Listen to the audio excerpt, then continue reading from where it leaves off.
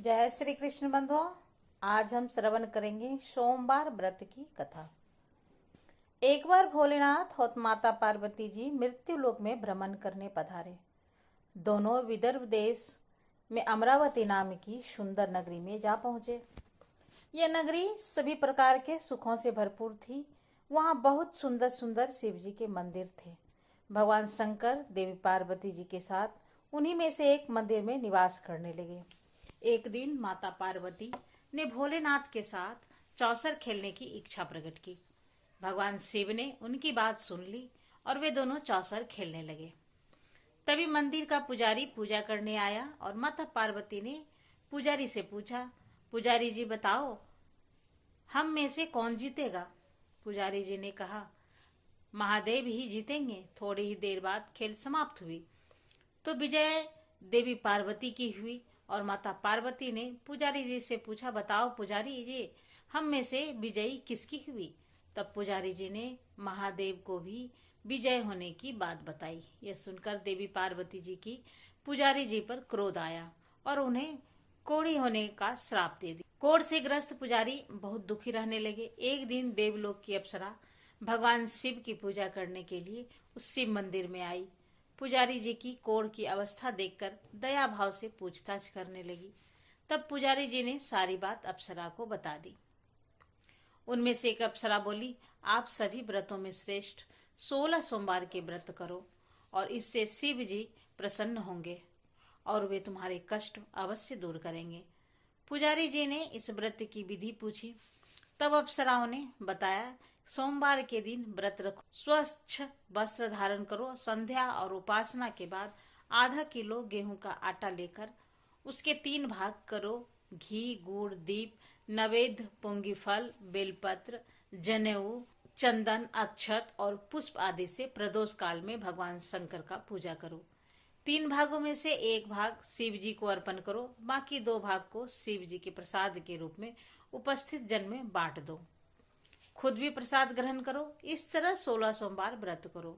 17वें में सोमवार की पाव भर की पवित्र आटे की बाटी बनाओ और उसमें से घी और गुड़ मिलाकर चूरमा तैयार करो और शिव जी को भोग लगाकर उपस्थित भक्तों में बांट दो। इसके बाद परिवार सहित प्रसाद ग्रहण करो तो इसमें से सभी मनोरथ पूर्ण हो जाते हैं। ऐसी बात बताकर अप्सरा चली गई। पुजारी जी ने अप्सरा की बताई विधि अनुसार 16 सोमवार का व्रत किया, जिससे कि पुण्य प्राप्त से भगवान शिव की कृपा और माता पार्वती की दया से पुजारी जी को कोढ़ से मुक्ति मिल गई और आनंद से रहने लगे। कुछ समय के बाद भगवान शिव और देवी पार्वती जी वापस उसी मंदिर में आए। देवी पार्वती ने पुजारी जी को निरोगी देखकर कारण पूछा तो पुजारी जी ने 16 सोमवार व्रत की महिमा बताई। पार्वती जी खुद भी 16 सोमवार व्रत रखने के लिए तैयार हो गई और इस व्रत को करने से उसके सभी रूठे हुए पुत्र कार्तिकेय जी देवी पार्वती जी के आज्ञाकारी हो गए। और कार्तिकेय जी ने जब माता से पूछा कि माता आपने ऐसा क्या किया जिससे मेरा हृदय परिवर्तन हो गया, तब देवी पार्वती ने 16 सोमवार की कथा उन्हें सुना दी। कार्तिकेय जी ने अपने विशेष मित्र से जो कहीं खो गया था उससे मिलने की कामना में 16 सोमवार के व्रत किए तो उसका खोया हुआ मित्र उन्हें जल्दी मिल गया। मित्र ने इस आकस्मिक मिलन का कारण पूछा तो कार्तिकेय जी ने उसे 16 सोमवार का व्रत करना बताया। मित्र ने व्रत की विधि विधान पूछा और स्वयं के विवाह की मनोकामना से 16 सोमवार के व्रत धारण किए। इसके बाद कार्तिकेय जी का मित्र एक स्वयंवर सभा में गया तो वहां की राजकुमारी ने आकर्षित होकर उनके गले में वरमाला डाल दी और उन्हें अपना पति स्वीकार कर लिया। तब राजा ने बहुत सारा धन और सामान देकर उसको भेजा। अब वे दोनों सुख से रहने लगे। जब 16 सोमवार के व्रत का उसकी पत्नी को पता लगा तो उसने पुत्र प्राप्ति की कामना से 16 सोमवार के व्रत किए। उसके कुछ समय बाद एक अति सुंदर, सुशील और बुद्धिमान पुत्र प्राप्त हुआ। जब वह बड़ा हुआ तो उसने अपने माँ से 16 सोमवार के व्रत की गाथा सुनी।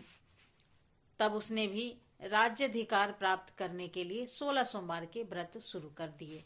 एक राजा को अपनी कन्या के लिए योग्य पुरुष की खोज थी। राजा ने अपनी कन्या का विवाह उस सर्वगुण संपन्न पुरुष से कर दिया।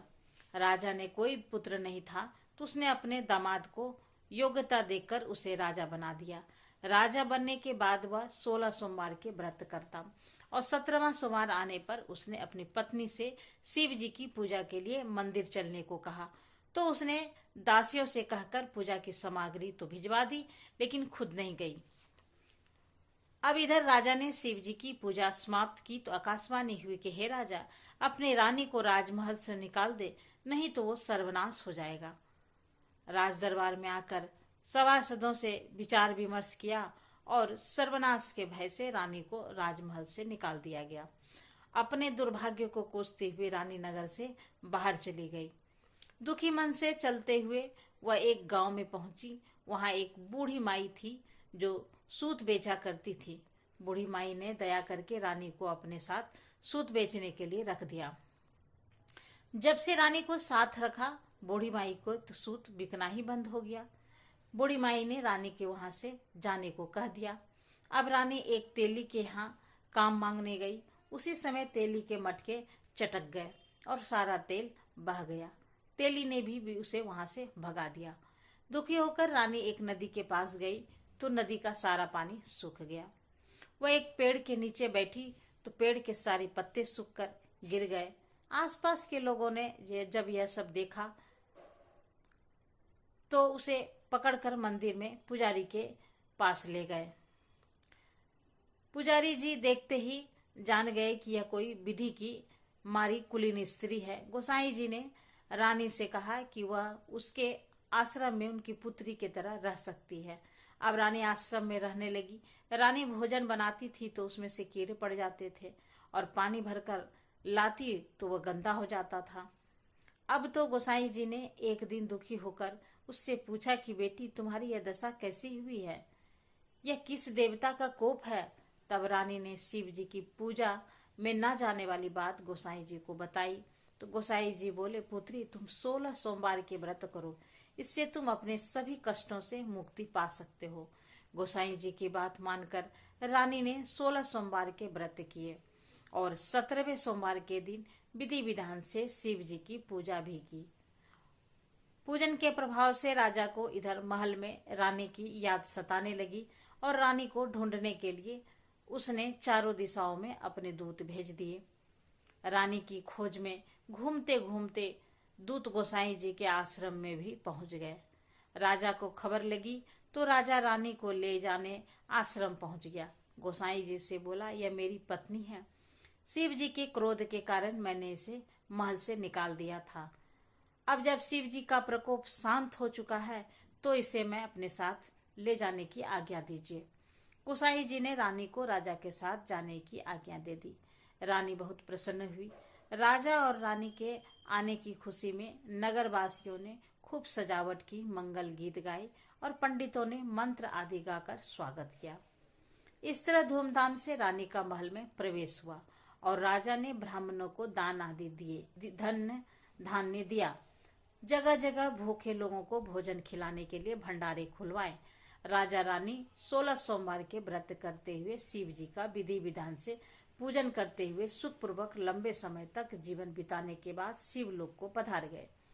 इस प्रकार जो भी मनुष्य मन, वचन और कर्म से भक्ति भाव से 16 सोमवार के व्रत और पूजन विधि विधान से करता है, कथा का श्रवण करता है, वो सभी सुखों को प्राप्त करके अंत में शिवलोक की प्राप्त करता है और यह व्रत सभी मनोरथ को पूर्ण करने वाला होता है। एक बार किसी नगर में एक साहूकार था। उसके घर में धन की कोई कमी नहीं थी, लेकिन कोई संतान न होने के कारण वह बहुत दुखी था। संतान प्राप्ति के लिए वह हर सोमवार को व्रत रखता था और पूरी श्रद्धा के साथ शिव मंदिर जाकर भगवान शिव और माता पार्वती जी की पूजा किया करता था। उसकी भक्ति देखकर एक दिन माता पार्वती प्रसन्न होकर भगवान शिव से साहूकार की मनोकामना पूर्ण करने को निवेदन करती है।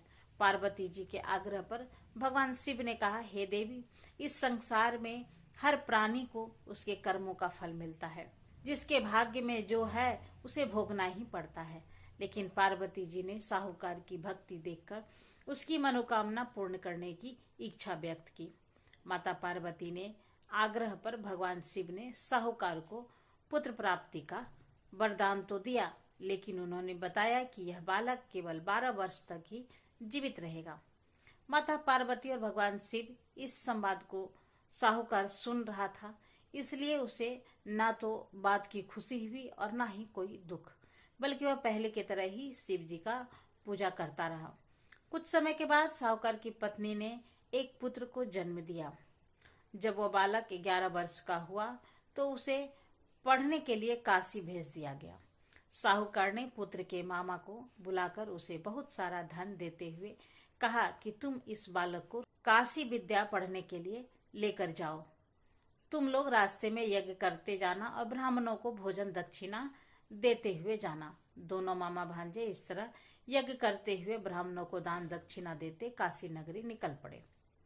इस दौरान रात में एक नगर पड़ा जहां नगर के राजा की कन्या का विवाह था, लेकिन जिस राजकुमार से उसका विवाह होने वाला था वह एक आंख से काना था।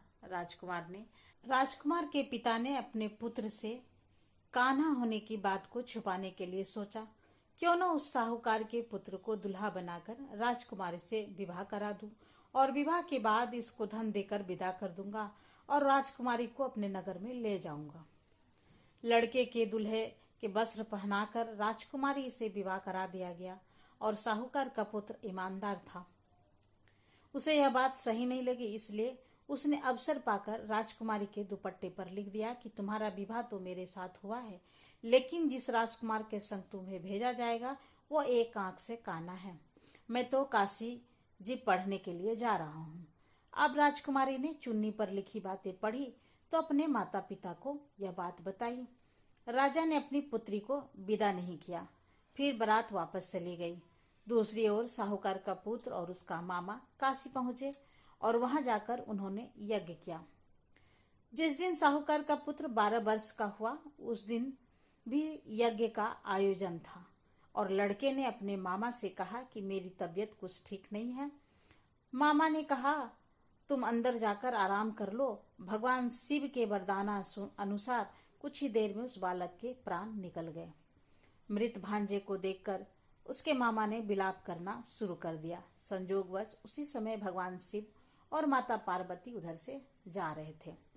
पार्वती जी ने भोलेनाथ से कहा, स्वामी मुझे उसके रोने का स्वर सहन नहीं हो रहा है, आप कृपया इस व्यक्ति के कष्ट को अवश्य दूर कीजिए। जब भगवान शिव मृत बालक के समीप गए तो वह बोला कि यह उसी साहूकार का पुत्र है जिसे मैंने 12 वर्ष की आयु का वरदान दिया था। अब आज इसकी आयु पूरी हो चुकी है।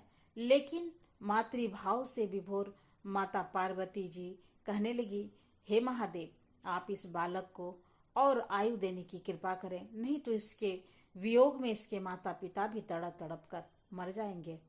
माता पार्वती ने पुनः आग्रह पर भगवान शिव ने उस बालक को जीवित होने का वरदान दिया। शिव जी की कृपा से वह लड़का जीवित हो गया। शिक्षा पूरी करके लड़का मामा के साथ अपने नगर की ओर वापस चल पड़ा। दोनों चलते हुए उसी नगर में पहुंचे जहां उसका विवाह हुआ था। उस नगर में भी उन्होंने यज्ञ का आयोजन किया। उस लड़के के ससुर ने उसे पहचान लिया और महल में ले जाकर उसकी खूब अवभगत की और अपनी पुत्री को धूमधाम से विदा कर दिया। इधर साहूकार और उसकी पत्नी भूखे प्यासे रहकर अपने बेटे की प्रतीक्षा कर रहे थे। उन्होंने प्रण कर रखा था कि अगर उन्हें अपने बेटे की मृत्यु का समाचार मिला तो वह भी प्राण त्याग देंगे, परंतु अपने बेटे को जीवित होने का समाचार पाकर वे बेहद प्रसन्न हुए। उसी रात भगवान शिव ने साहूकार के स्वप्न में आकर कहा कि हे श्रेष्ठी, मैंने तेरे सोमवार के व्रत करने और व्रत कथा सुनने से प्रसन्न होकर तेरे पुत्र को लंबी आयु प्रदान की है। इसी प्रकार जो कोई सोमवार का व्रत करता है अथवा कथा सुनता है और पढ़ता है उसके सभी दुख दूर होते हैं और सभी मनोकामनाएं पूर्ण होते हैं। सोमवार का यहीं पर समाप्त हुआ। तो उम्मीद है ये कथा आप सभी के लिए उपयोगी साबित हुई है। तो मिलते हैं फिर एक नए वीडियो में नई जानकारी के साथ। तब तक के लिए नमस्कार। Thanks for watching.